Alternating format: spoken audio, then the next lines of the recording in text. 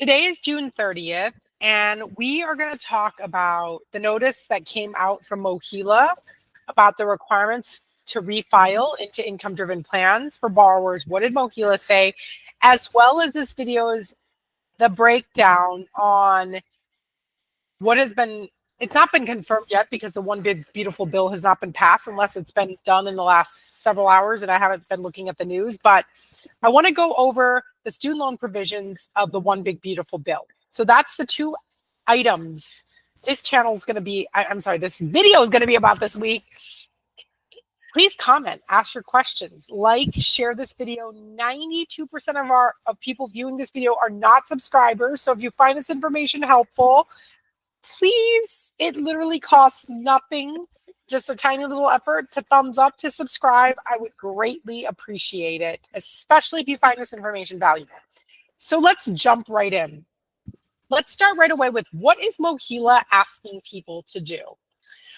Mohela, as you know, has been inundated because the Trump administration did that whole pause of filing into IDR, okay? And at that time, that caused quite a bit of chaos with having to pause and restart. But basically, Mohela is asking people who have filed before the pause date of, basically, if you filed any time around the end of April, a little before that, a little after that, and you have not heard back from Mohela, they are asking you to please refile your paperwork. They're recommending to connect to the IRS system if you do it through studentaid.gov. However, if you make less money now than you did last year, I would not recommend connecting to the IRS system because you don't want them to make your income-driven plan off of when you earn more. You want them to make it based on what you earn now. So that's a little bit of what I disagree with Mohela in terms of income documents. LoanSense can submit alternative income docs besides your tax returns. I just wanted to do a little shout out there. But essentially, if you have not heard from Mohela and you filed anytime before the beginning of May, Mohela is asking you to please refile.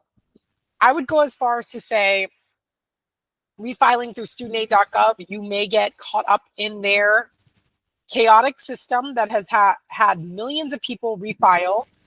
LoanSense sends paperwork directly to the servicer through an e-file, which puts people up sooner than in the student aid backlog because studentaid.gov is managed by the Department of Ed, and the Department of Ed thereby disperses, whereas we go directly to the assigned servicer. So we skip the studentaid.gov a little. So I just wanted to say that.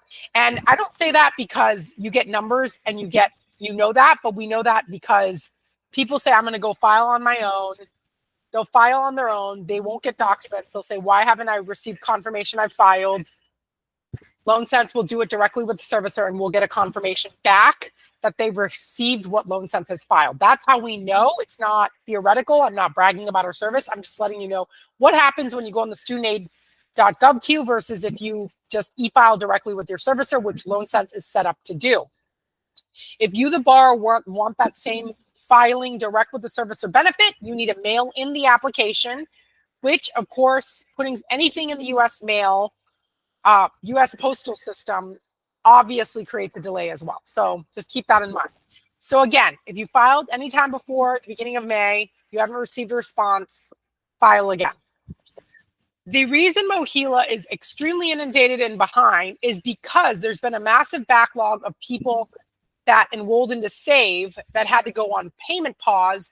Mohela had to withdraw all those people from auto pay, do a whole bunch of work for those borrowers who were on SAVE, okay? And that's what's also created a massive backlog. So if you're on SAVE waiting for what's going to happen, especially with us being on the heels of the Repayment Assistance program, and if you're not already enrolled in IBR, we would recommend putting yourself in IBR before the Department of Ed decides to auto-enroll you into some program. It's in our experience better that you choose what you want over letting the government choose for you what's best for you. Okay. So in our opinion, if you are stuck in save, or which should be ending, that whole stuck and save thing should be ending soon. People should be getting documents and notifications of when they should repay / re-enroll again. If you have not received that, we can also help with that. But we recommend people do not just stay and pay as you earn or ICR, whatever, until the last possible minute and then have the government reassign them. Again, we recommend you have at least a plan, even if you don't act on it today, on what you're going to do. Are you going to choose income-based repayment, or are you going to choose the repayment assistance program? I'm going to go over the big bill next, the one big beautiful bill next, and what repayment assistance is versus what form of income-based repayment you're going to possibly have a choice between, right? And also, if you already have loans versus if you're going to take out loans, what the differences are. So I'm going to talk about that next. Let me see if there's anything else to share on Mohela first. So Save has created a backlog. They have resumed processing IDR forms. But again, ask borrowers who have filed, they said prior to April 27th, to refile. Also, there's a lot of applications that are apparently coming in that do not include the appropriate income or income reporting. If you did not do that for whatever reason, then refiling is highly recommended in order for Mohela to understand what your payment's going to be. So those are the conditions to refile your paperwork. Also, just know if you refile, your prior application will automatically be canceled, and you don't have to worry about that. Mohela has said that they're processing single borrowers, filing single borrowers quicker than married single borrowers. So just keep that in mind. And that's the last on my Mohela segment. Now let's transition to the one big beautiful bill. There's so much debate on this bill happening right now, but the Senate did do some changes to this bill. They say in the news, in the media, oh, it's a complete overhaul. I wouldn't say it's a complete overhaul, but there's been some changes since the last video. And the last video I did was when it was in the House. Now it's in the Senate, okay? So now they have a final version. The Senate's debating over it like crazy, so who knows if there's going to be additional changes. But this, as of June 30th, as of today's news, this is what I got for you, okay? So keep in mind today's date and the news for today. So first and foremost, borrowers who take out loans after July of 2026 will have two options and two options only. And by the way, under standard plan, there's a difference in terms of number of years based on how much you borrow. But the two options are the standard plan and the repayment assistance plan. Again, the standard plan, the amount you have to pay and the length of payment, whether it's 10, 15, 20 plus years, depends on how much you borrow, okay? And I'll go over that in a second. Repayment assistance is based on a formula, except repayment assistance, the difference is unlike pay as you earn, it's 30 years instead of 20 years. So I just want to make that very clear. If you're not a public servant, it's 30 years long. So the idea is you might pay less, but you're definitely going to pay longer on repayment assistance versus any of the standard plans. None of the standard plans stretch to 30 years. So I want to point that out. Okay. That's the big thing right now. So they're just going to say this is the big change in the, or clarification. I shouldn't say change, but the clarification is anybody that borrows after July 1st of 2026 will have only these two options. Okay. If you have borrowed between July 2026 and July of 2027, income contingency repayment, ICR, pay as you earn, will be eliminated, and borrowers will have to migrate to modified versions of income-based repayment. Basically saying that is if you're an existing borrower, excuse me, let me just click on something on my computer here. They're saying if you're an existing borrower, there's not immediate changes, but you're going to have to pick between income-based repayment and income contingency repayment, okay? Okay, so the big changes to the student loan program is that after July of 2026, they're going to eliminate grad plus loans entirely, which mean grad students will have only access to $20,500 borrowing limit. There's not any more grad plus, which allowed people to borrow unlimited. That's gone. It's $20,500 per annum per year per graduate student with a limit of $100,000. And professional students like MBAs, lawyers could borrow $50,000 with a $200,000 limit. That includes doctors as well. That is for graduate loans. For parent loans, there's a $20,000 per year per student maximum and a $65,000 overall borrowing ability per student for parents. Okay. The thing about parents is their payment options, if they are a new borrower, is limited after July 1st of 2026. They're not going to have income contingency repayment anymore. They can only choose from standard. So I want to start by saying that. And the standard depends, the length of time you pay on a standard depends on how much you borrow. Okay. And for how many kids, of course, because the more kids, the more borrowing, then, excuse me, you can expand up to 25 years. So for current grad students, there are 3 academic grace periods to use the current grad plus loans that they've already borrowed on or before July 30th of 2026. On the repayment side, they can choose between standard repayment and the new Repayment Assistance program, right?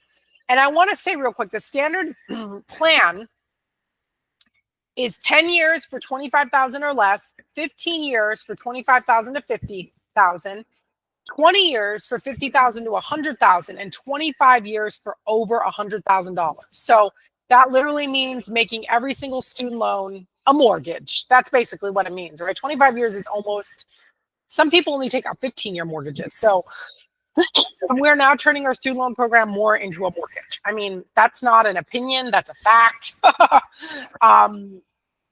And so that's quite a burden, right? So keep that in mind. Will I get a return on my education better than the increase on an equity on a home, my local area? And the answer better be yes, because otherwise, then it's better you go buy a house and invest in a skill, right? I'm just putting it out there. So the Repayment Assistance Program is based on annual adjusted income. So it's not based on discretionary income anymore, which is the current formula. I'll describe the difference, but adjusted gross income is a line item on your tax return after your deductions. Most people take a standard deduction. So what will happen is it'll be 10% of your adjusted gross income. And if you, it's 10% of your adjusted gross income on the Repayment Assistance Program. And by the way, there's no caps. Borrowers will receive a $50 monthly discount for each qualifying dependent, which means if you have 4 kids, then you're going to receive a $200 discount from whatever it is that they state your 10% of your adjusted gross income is. Okay, so the more, so $50 per is that per month? Yeah, that's a monthly discount. Okay, so that's interesting. That's how they're dealing with dependency. So that's how they're dealing with the more kids and the more children you have to feed and clothe, the less you pay monthly. Okay, there's several benefits to the Repayment Assistance Program, which is actually good.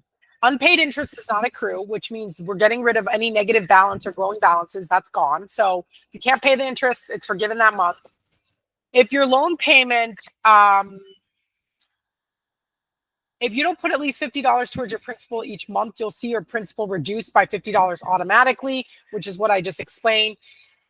And the balance will be forgiven after 360 qualifying payments, which is 30 years. That's what I mean. We've gotten rid of 20-year student loan forgiveness programs now. It's now just one program. It's 30 years long. There's no like, oh, it's 20 or 25. None of that anymore. It's just automatically everyone goes into a 30-year plan. And here's the thing. You can't switch out of that plan. So if you go into repayment assistance, you can't be like, oh, now I want to go back to standard. There's much more limitations in like program swapping. I haven't read the language exactly myself in terms of the limits around that, but that is what I'm hearing and seeing and reading, not from the bill, but just from news sources. So here's another thing. Parents, right? I'm going to go back to parents.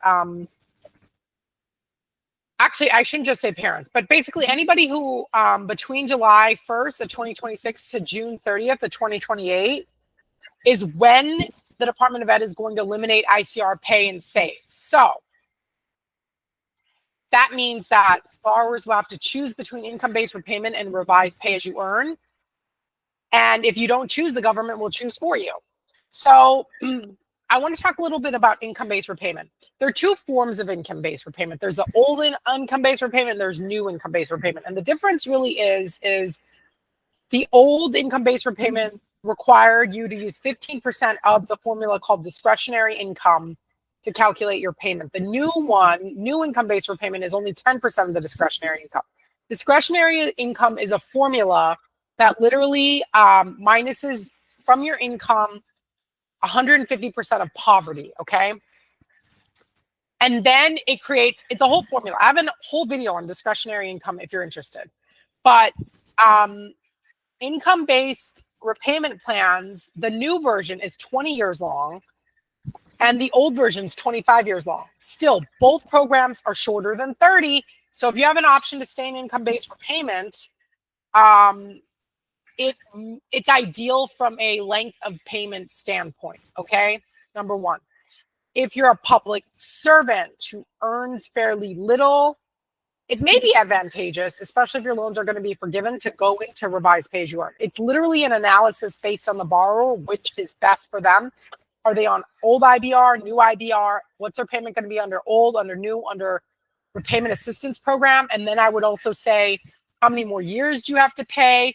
And what is your income increase trajectory, right? If your income is going to go like this, you probably don't want to be stuck in a program where you have to pay for extended amount of time with no payment caps, right? So if your income is not going to go hockey stick up because you're not going back for a doctorate or whatever it's going to be, then we should talk through the options, because then maybe depending on your income, your dependency, your income trajectory, your family size, maybe revised pay-as-you-earn. I'm sorry, repayment assistance isn't horrible.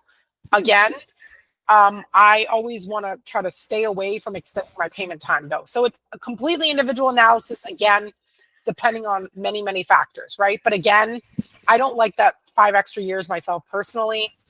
So I just wanted to give my own opinion, right? That's really the big difference between IBR and repayment assistance, is you have that extra 5 to 10 years. If you're on new income-based repayment, I would not switch to repayment assistance, because what's the point of signing up for 10 more years of paying your student loans? That literally makes no sense. Once you're in repayment assistance program, it's also hard to get out or / impossible. I have to read the rules around that. So more to come on that as we learn more. And then, of course, Parent Plus borrowers. Parent Plus borrowers, especially if they're enrolled in ICR, okay, can migrate to the amended IBR between July 1st of 2026 to July 30th of 2028. Existing Parent Plus borrowers who are on some kind of pathway to have access can consolidate by June 30th of 2026 so that they can be migrated onto an amended IBR. I want to say that. It's really important for Parent Plus borrowers we get the message out there that by June 30th of 2026, they have to take an action if they want to pay less money and for less time, because it is less time. Otherwise, they only have access to the standard program. They don't have access to the repayment assistance program, okay? Parent Plus borrowers who have already consolidated, double consolidated, or paying on an income-driven plan will automatically be migrated to the amended IBR, okay? So I wanted to put that out there. And lastly, I know this video is starting to get long, but I know a lot of my viewers love the detail, so I don't want to skip over it. But after this bill is passed, the Senate bill removes some deferment and forbearance options, including economic hardship and unemployment deferment will end. Basically saying if you have a hard time paying, you go into repayment assistance or you go into IBR, there is no going on forbearance for as long as it was before. Although I don't know if that 100% aligns with what they're saying in this article with what's happening, because there will be a discretionary forbearance offered, but it will be capped at 9 months for every 24-month period. That's still pretty frequent, if you ask me. So the comments that you can't be on it doesn't make any sense. Okay, so it's capped at 9 months for every 24 months. I think that this is actually going to backfire for the Department of Ed and the GOP right now, who's suggesting this, because if people cannot get out of repayment assistance and they're like, oh, I'm just going to be unemployed for a few months, I want to pay off my student loans as soon as possible, I'm not going to enroll in repayment assistance. Giving people forbearance for 9 months out of every 24 months, that sounds very generous, and that sounds like people are not going to be going into revised the repayment assistance program unless they're really having prolonged hardship. Okay, so they didn't ask my opinion, though. They didn't ask my opinion. They don't ask the people that actually work with student loan borrowers what their opinions are. They just make up a whole bunch of rules that they don't understand the unintended consequences. And the unintended consequences of making these rules, is that people are not going to want to sign up for a 30-year plan, and they're going to take forbearance 9 months out of every 24, and people are going to hold on to debt. There's just going to be all these unforeseen consequence of making these rules that they just have not thought through. So I think it's going to be hard to get somebody who thinks they're going to be temporarily unemployed to file into repayment assistance if their goal really is to pay off their debt as soon as possible, which we all have great intentions. We all have great intentions, and sometimes our ability to execute on them is where the intentions go wrong. So I don't think our Congress people have thought through those things. So they're probably busy with how to do all the tax cuts and fighting all the Medicaid cuts and who knows what else. So they have lots on their plate. So the vote on this bill is expected to happen before the 4th of July. So we'll see if that's the case. And regardless, please like, subscribe, comment if you have questions. But yeah, please comment if you like questions, but please subscribe if you want to be in tune for our updates as more information comes out on the One Big Beautiful Bill.